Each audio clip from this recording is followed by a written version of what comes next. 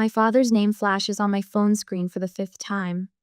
I watch it vibrate against my glass desk, the sleek surface a far cry from the scratched oak table where I did homework as a child. Outside my window, Chicago's skyline gleams in the afternoon sun 15 stories up and 800 miles from the rancher home where I learned to make myself small. I hover my finger over ignore again. The leather chair creaks as I shift my weight. The phone falls silent. 3 seconds later, an email notification appears. From Lawrence Reynolds. Subject: Your sister needs you. Last chance. My stomach tightens as I open it, the words blurring together except for the final line. Chloe's wedding is the most important event of her life. Be there or forget about any future support. A voicemail notification pops up next. I press play and set it on speaker. Madelyn, it's your father. His voice fills my apartment, commanding as ever. I don't know what game you're playing, but this has gone on long enough. Your sister's wedding is in 2 weeks, and the festivities start this weekend. If you can't put aside whatever grievance you have for Chloe's special time, then you can forget about any future support from this family.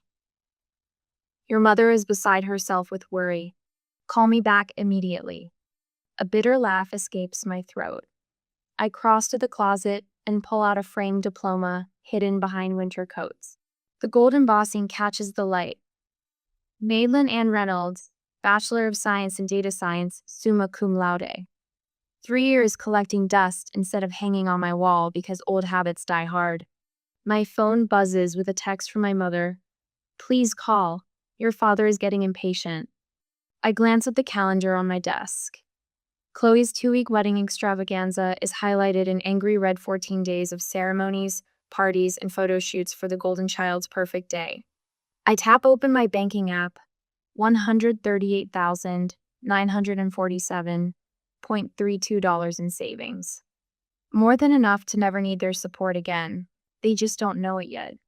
A memory surfaces 3rd grade, clutching my report card with 5 perfect as.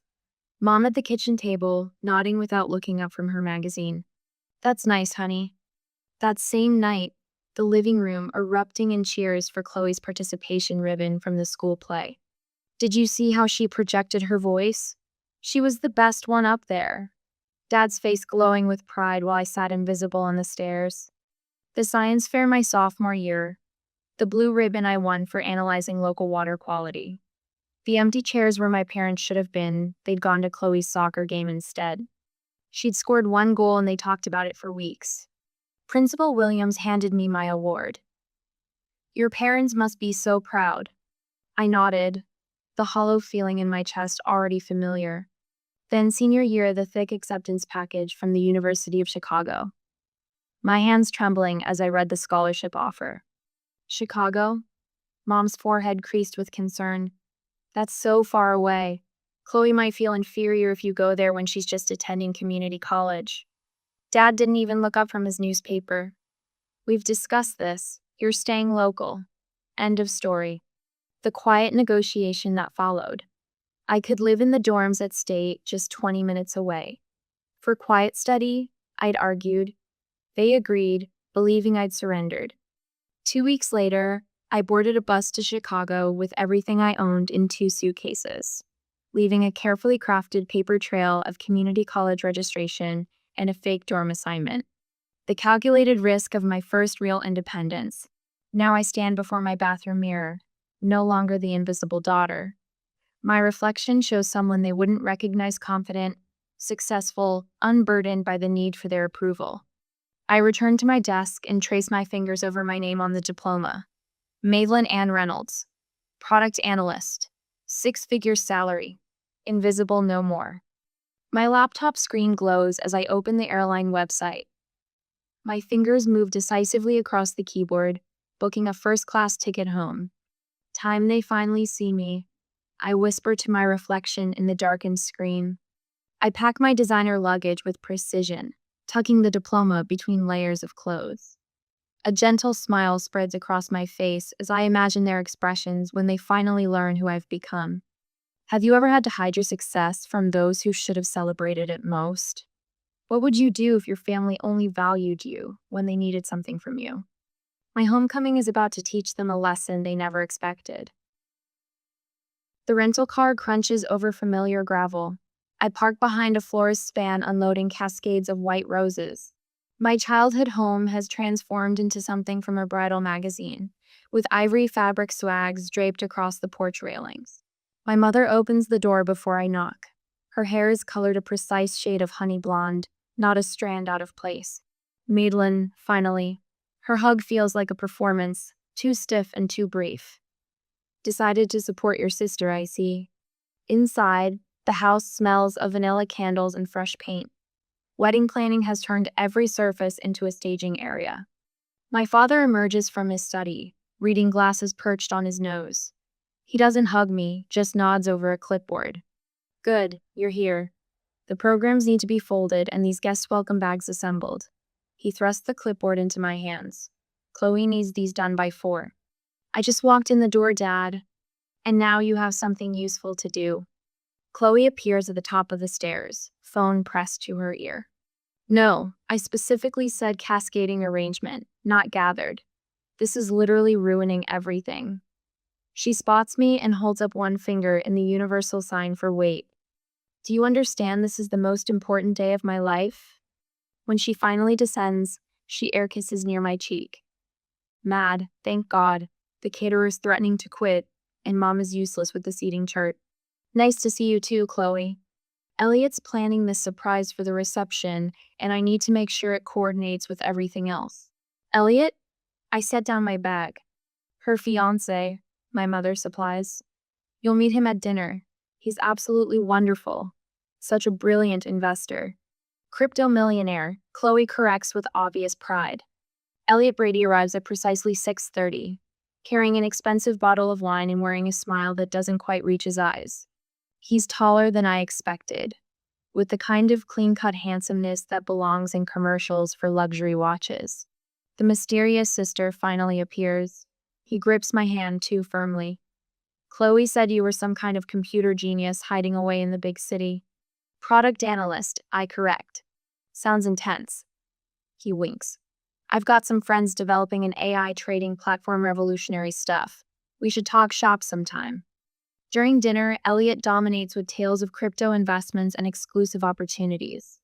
My father hangs on every word. So which exchanges do you primarily trade on? I ask, during a rare pause. Elliot's smile freezes momentarily. Oh, a mix. Mostly private platforms, exclusive access through my network. Fascinating. And your company's based where? We're decentralized, he replies smoothly. The beauty of blockchain, right? I've got partners in Singapore, Zurich, Dubai. My father shoots me a warning look. Madelyn, not everyone wants to discuss business at dinner. Later, searching for wedding programs in my father's study, I stumble across refinancing paperwork for the house, dated 3 weeks ago. The property I grew up in, which had been nearly paid off, now carries a sizable new mortgage. Voices drift from the adjacent dining room. Lawrence, are you sure about this second mortgage? My mother's worried tone freezes me in place. That's everything from my inheritance, too. Helen, Elliot has guaranteed 20% returns minimum. But $115,000 is... You wouldn't understand investments like these. My father cuts her off. This is what building real wealth looks like. I lean against the wall, my analyst brain calculating risk factors. Second mortgage, family savings, inheritance, all flowing toward Elliot's vague investment opportunity. He's a fraud. Aunt Helen's voice is barely above a whisper as we stand in the back garden, supposedly admiring her contributions to the wedding flowers. You see it too? I ask. She nods, her gray eyes so similar to mine sharp with concern. Your father won't listen to me. Started talking about how I've always been jealous of his success. Mr. Wilson down the street lost $50,000 in an exclusive investment opportunity last year, she continues. Sounded awfully familiar when I heard about Elliot's proposals. Madelyn? A familiar voice calls from the fence line. Mr. Thomas, my old science teacher, waves. I've been following your career. That Chicago data science program you attended is one of the best in the country. I freeze. How did you... Unlike your parents, some of us actually pay attention. Aunt Helen pats my hand. For the first time since arriving, I feel seen. Dad, Mom, I think we need to talk about Elliot. We're in the living room that evening. What about him? My father doesn't look up from his newspaper. I've noticed some inconsistencies in his business claims. The way he describes his investments doesn't align with how crypto markets actually function. My mother sighs dramatically. Honestly, Madelyn, you've always been jealous of your sister's happiness. This isn't about jealousy. His investment claims don't make mathematical sense. My father finally looks at me, his expression hardening. You don't understand business at this level, Madelyn.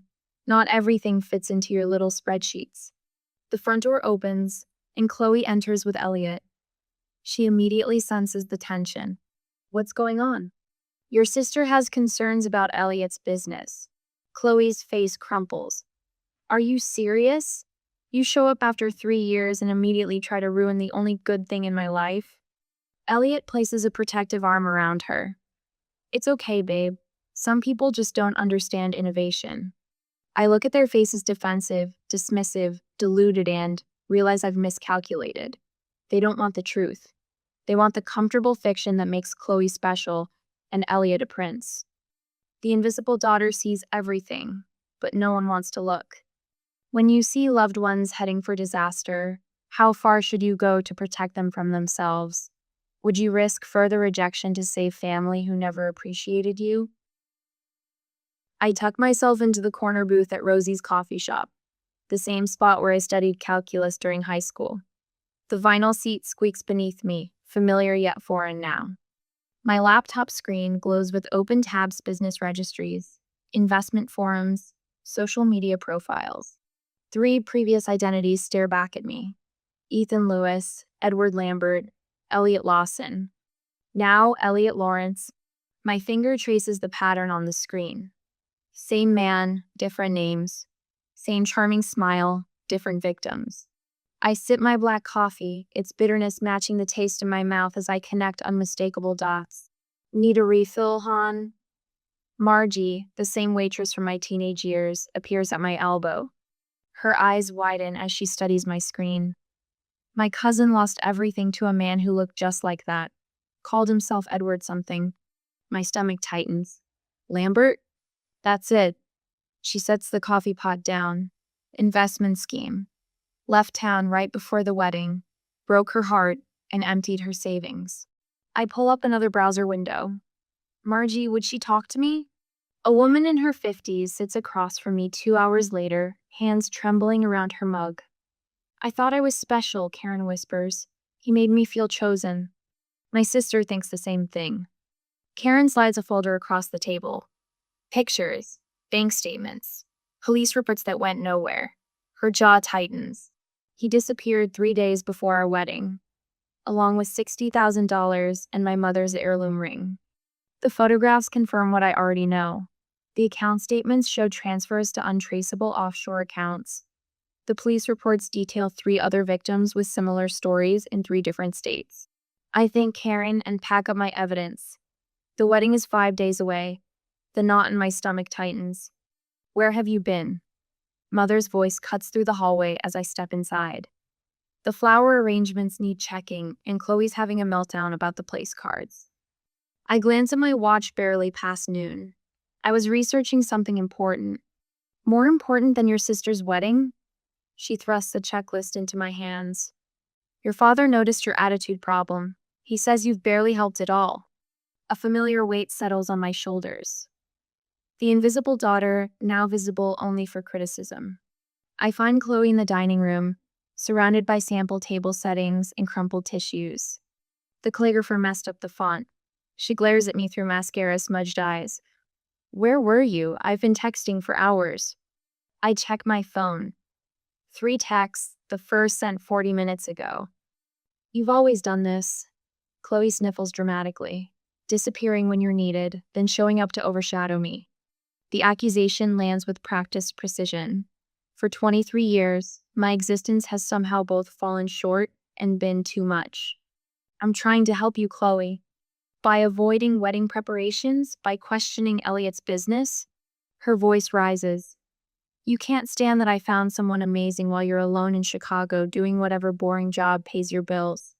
I bite back the truth about my boring job that pays twice what she's ever earned. Instead, I pick up a place card and examine the allegedly wrong font. I can call the calligrapher, I offer. Dad already did. Chloe dabs her eyes. At least he supports me. The living room falls silent as I finish presenting my evidence. Printed screenshots, bank records, police reports, and Karen's signed statement is spread across the coffee table. My parents sit stunned on the sofa. Chloe perches on the armchair, face pale. Elliot stands by the fireplace, his expression carefully composed. This is clearly a case of mistaken identity. His smile doesn't reach his eyes. I have a common face. People mix me up all the time. 3 different women in 3 different states. I keep my voice steady. All with the same experience of a man who matched your description, used names similar to yours, and disappeared with their money right before the wedding. Madelyn. My father's voice carries a warning. This is absurd. Dad, look at the pictures. I push a photo toward him. Look at the timeline, look at the pattern. I've never seen this woman in my life, Elliot insists, gesturing at Karen's statement. Chloe jumps to her feet. I can't believe you'd go this far to ruin my happiness. Tears stream down her face. You've always been jealous of me. Jealous? The word catches me off guard. I'm trying to protect you. By ambushing my fiancé with these fabrications? Chloe snatches the papers from the table, crumpling them in her fist. Chloe, I reach for her arm. The second mortgage, your retirement fund, Mom's inheritance, it's all gone to his investment opportunity. Don't you see the pattern? That's enough. My father stands, face flushed. You need to leave this house right now. Elliot places a comforting hand on my father's shoulder. Lawrence, it's all right. She's just concerned for her sister, misguided but coming from a good place. His practiced sympathy makes my skin crawl. I'm not leaving. I stand my ground, straightening to my full height. And I'm not the same invisible daughter anymore. Silence falls across the room. What are you talking about? My mother asks. I didn't go to community college. The truth rushes out after years of containment. I graduated top of my class from the University of Chicago 3 years ago. I'm a product analyst at Tech Fusion. I make 6 figures. I've been supporting myself entirely since I was 18. Their stunned faces would be satisfying under different circumstances. That is impossible, my father stammers. Is it? I pull out my company ID badge. Check my LinkedIn profile. Call my office. I've been someone else entirely while you were too busy with your golden child to notice. Chloe sinks back into her chair, her expression flickering between shock and disbelief. And now I'm giving you one chance, your last chance at to see the truth before it's too late. I gather the scattered evidence, carefully reassembling the case. This man is not who he claims to be. The wedding is in 5 days. His pattern is to disappear 3 days before the ceremony, once he has access to all the funds. Elliot's mask slips for just a second. A flash of calculation crosses his face before the charming smile returns. I think we've all heard enough fantasy for one day. My father's voice has regained its authority. Madelyn, I won't ask again. Leave now. I look at each of them, my father's rigid certainty, my mother's conflicted loyalty, Chloe's defensive anger, Elliot's practiced concern. When he disappears with everything you have, I say quietly, gathering my belongings, remember that someone tried to warn you. The front door feels heavier than it did when I was 17, sneaking out to study at the library. This time, I'm not hiding who I am. This time, I'm walking away with the truth they refuse to see. Have you ever had to stand alone with the truth while everyone you loved chose comfortable lies? What would you do if you were me? Walk away, or fight harder for a family that refused to listen? My next decision will change everything. My phone won't stop buzzing. I set it face down on my kitchen counter and pour another cup of coffee, watching the steam rise in the morning light of my Chicago apartment. 2 days before Chloe's wedding, and the notifications have evolved from demanding to desperate. I flip the phone over, 17 missed calls, 23 text messages, 5 voicemails. The first voicemail plays on speaker. Madelyn, he's gone. My father's voice cracks a sound I've never heard before. Elliot disappeared last night. Call us back. The second, the accounts are empty. Everything. Even your mother's retirement fund. His commanding tone has vanished, replaced by something hollow. The third catches me off guard. The police said without a written contract, there's little they can do. My mother's voice trembles. They called it a civil matter. Please, Maddie, we need you to come home. She hasn't called me Maddie since I was 10. Chloe's text glows on the screen. You were right. I didn't listen. Please help us. I trace my finger around the rim of my coffee mug. From my 15th floor window, Lake Michigan stretches blue and boundless. 15 stories up and a lifetime away from the family that only sees me when disaster strikes. My mentor Vivian answers on the second ring. You sound troubled, she says instead of hello. They finally believe me about Elliot, I tell her, now that he's gone with their money. And they want your help. Yes. Vivian's silence holds years of wisdom. She helped me build my career when my own parents couldn't be bothered to attend my graduation. What are you considering? She finally asks. I press my forehead against the cool glass of my window. I haven't decided yet. Boundaries aren't walls, Madelyn. They're doors you control. After we hang up, I book a flight home for the second time this month. The difference. This time, I pack only enough clothes for 3 days. The wedding tent stands half dismantled in the backyard when my cab pulls up. White chairs stacked against the fence. The elaborate flower arrangements now wilting still adorn the porch rails. My mother opens the door before I knock. Her makeup-free face aged 5 years in 2 days. You came. Her arms hover for a hug I don't step into. My father paces the living room, phone pressed to his ear. He hangs up when he sees me. His eyes flick to my designer handbag, the watch on my wrist. We thought perhaps you might be able to help with. He clears his throat. Financial assistance. Until we sort this out. What will the Hendersons think? My mother wrings her hands. And the country club board. Your father is treasurer. Chloe sits curled on the couch, wearing sweatpants and one of my old high school t-shirts she must have found in my former bedroom. Her eyes are swollen. If you had been more supportive from the beginning, I might have listened. Her voice lacks its usual edge, but the blame lands familiar nonetheless. You were always so negative about him. I set my handbag on the coffee table and unbutton my coat. The living room feels smaller than I remember. The walls still display Chloe's dance trophies and not a single one of my academic achievements. I can help with some things, I say, my voice steady. Not all. My father straightens. Now, Madelyn, as your father, I can help you file police reports properly. I can contact my colleague who specializes in financial fraud recovery. I can connect you with a lawyer who handles cases like this. I take the points off on my fingers. I cannot replace the money you lost. The silence stretches taut between us. But, my mother starts. I earn 6 figures. I have substantial savings. And I will not sacrifice my financial security to rescue you from a situation I explicitly warned you about. My father's face reddens.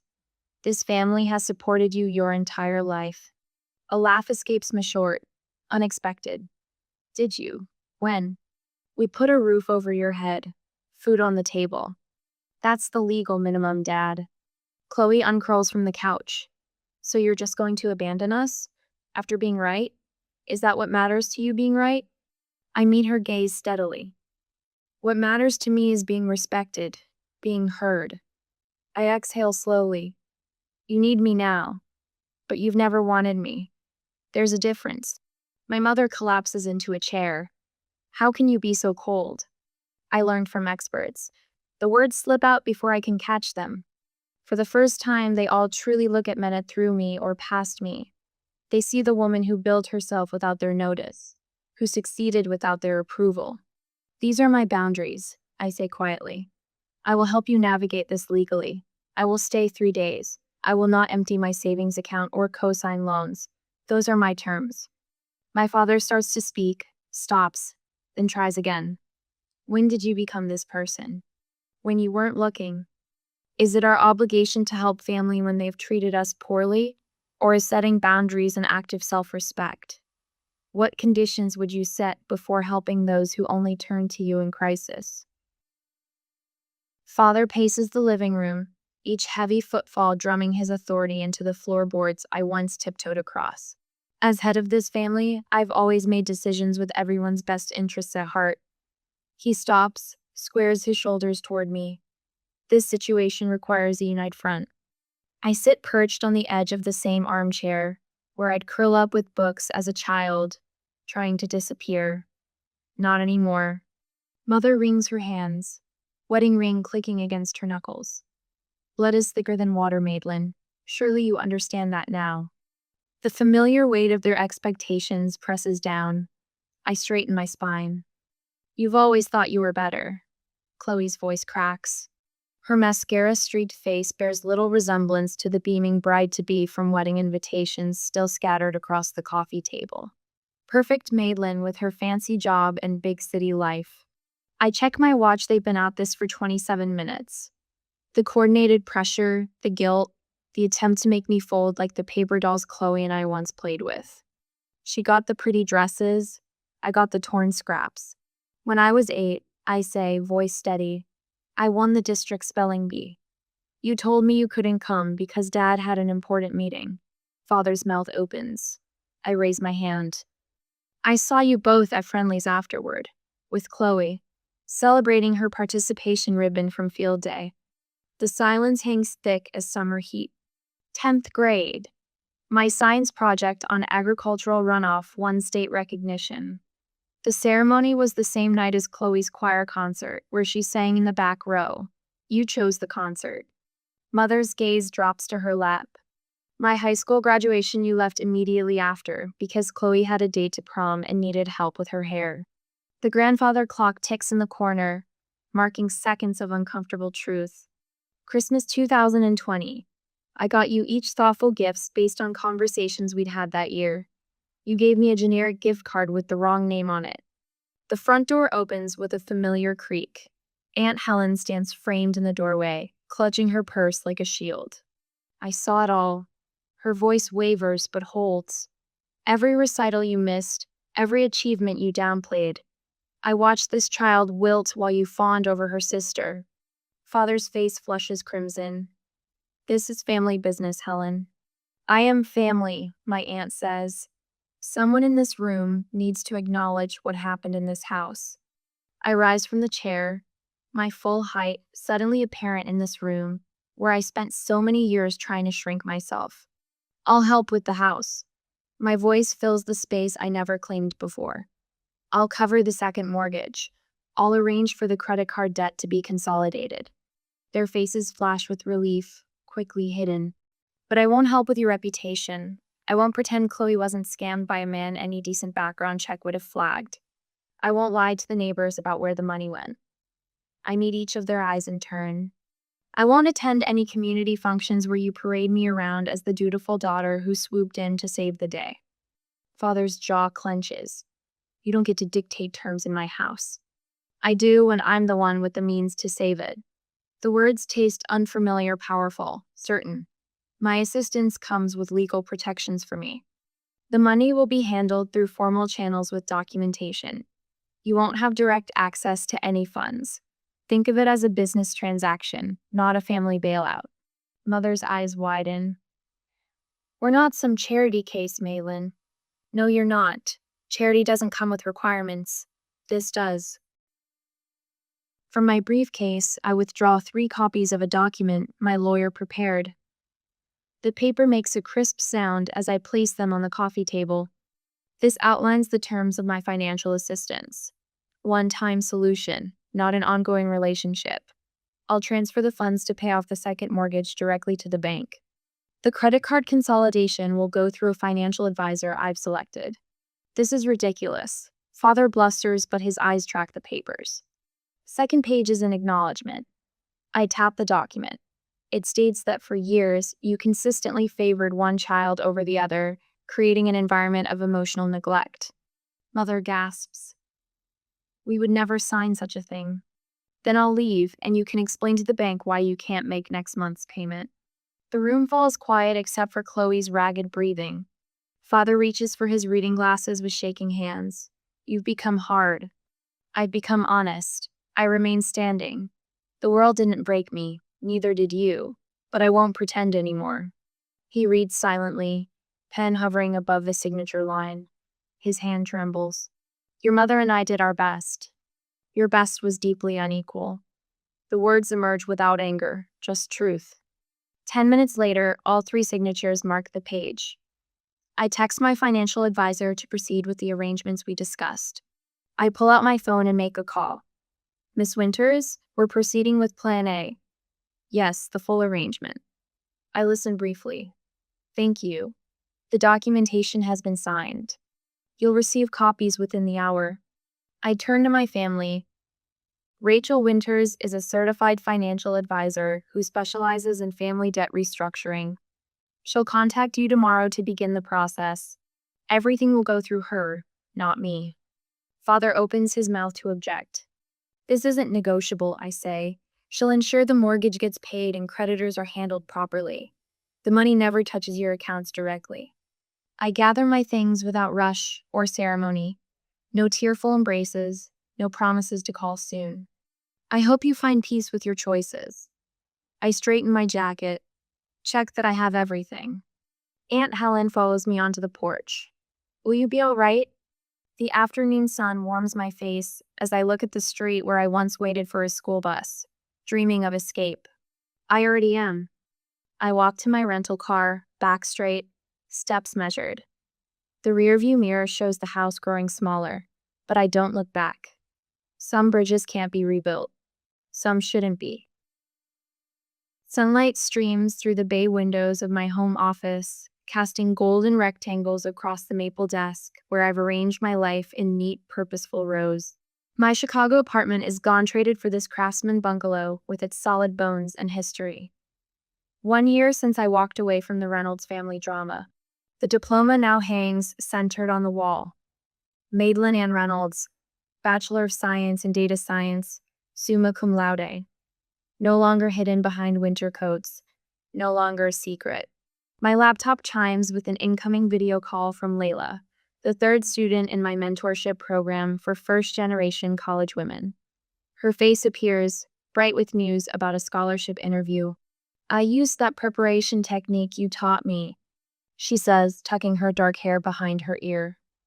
When they asked why I deserved it more than others, I didn't apologize or minimize. I told them exactly what I'd accomplished with it. And I leaned forward. Her smile breaks wide. They called an hour ago. I got it. You earned it, I correct her gently. There's a difference. After the call, I step into my backyard garden. Spring has coaxed the first green shoots from soil I've amended and nurtured through seasons of patience. My fingers brush the tender leaves of tomato seedlings. These will grow strong, unlike the withered roots I left behind. The letter from my therapist, Dr. Chen, sits on the patio table. 1 year of weekly sessions documented in her precise handwriting. Patient demonstrates significant progress in establishing healthy boundaries and recognizing her inherent value, separate from family validation. Wednesday afternoons still belong to the community center where I teach financial literacy to young women. Last week, Tanya, quick-witted 17-year-old with a spark that reminds me of myself, spotted the warning signs in a pyramid scheme targeting her mother. I showed her the numbers don't add up, she told me, pride straightening her spine. My phone buzzes with Aunt Helen's monthly update. I scan the text. Dad and Mom still struggling to refinance the house. Chloe working part-time at the local bank, attending therapy twice a month.